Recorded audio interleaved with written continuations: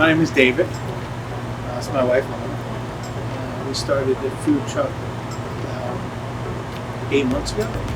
We moved to Gainesville because there's just so much more happening here for the food truck industry.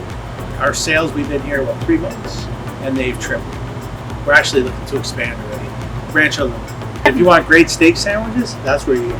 Through this class, the students will have a chance to come in contact with a nice relationship with everybody in it, not just from food trucks and restaurants, but food vendors. We have a farm that's going to come and do fabricated meats for us, so that you know what a real fabricated meat looks like versus what's in the store.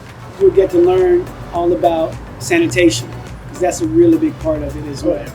And so once you leave this class, you go to your externship, you'll really fit in at a restaurant, you won't be nervous. The other thing too is, once the students get this relationship with the industry from an infant, the great thing about it is they're going to take what I taught them, what they learn from the farmers and everything, and go into the industry, and whoever they work with will be happy to work with somebody that knows about portion control, and knows about receiving, knows about the business part of it.